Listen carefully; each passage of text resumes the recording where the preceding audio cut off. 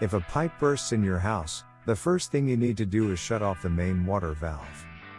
The main water valve is usually located in the basement, but if you're in an apartment complex, you might not be able to turn it off. In this case, you'll need to call your landlord or building manager to shut off the water. They will be able to figure out what caused the pipe to burst and fix the problem. The next step is to start taking pictures and videos of the damage. You'll need these to document the extent of the damage and to file a claim. For best results, turn on the water and film the leak. If you're lucky, you'll be able to claim some of the damage from the leak. But if you're unlucky, you'll have to deal with the aftermath yourself. Next, you need to get insurance coverage. Make sure to call your insurance company immediately to report the damage. Most insurance companies will charge you separately for damaged pipes. So, be sure to check with your insurance provider. However, be aware that if you have flood or hurricane insurance, you may not be covered. Regardless of your insurance policy, it's still worth taking these precautions to avoid further water damage. Then, call your insurance company. Most insurance companies pride themselves on their customer service, which is why they'll gladly answer ridiculous questions. So, if you don't feel comfortable calling the company, you can always try calling the state insurance commissioner. It will also help if you can keep the pipes insulated. If you're still concerned, you'll want to call the insurance company and see what they can do for you. The first step in restoring your home is to turn off the water supply.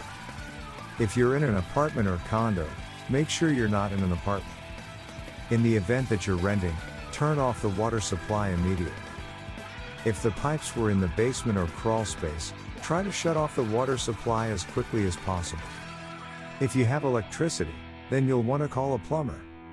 If you're in the basement, try to find a way to get to the top floor without flooding the entire house. While it's not possible to prevent a pipe from bursting, a plumber can help. If the pipes are in the basement, the water may be too hot to reach the top floor. If a pipe is in the floor, you'll have to rip it out. After a pipe has burst in your house, turn off the water boiler and turn on the heat. If the pipe was located in a cabinet, open the cabinet doors and allow the heat to reach it. It is also important to document the damage. Do not wait to get the insurance adjuster to see the damage. If you do, the plumber will be able to make an appointment and fix the problem for you.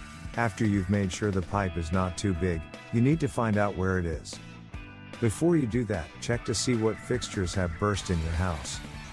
Toilets and washers may have been damaged and the leak is too small to be heard. These are signs of a burst pipe. As soon as the leak is found, call a plumber or an electrician to make sure they can fix the damage. Once you've identified the area where the pipe has burst, you can move on to the next step. Once you've located the ruptured area, you can now clean it. You can then call a plumber to help you repair the pipes. If the damage is too severe, the plumber will need to repair the electrical parts in the house.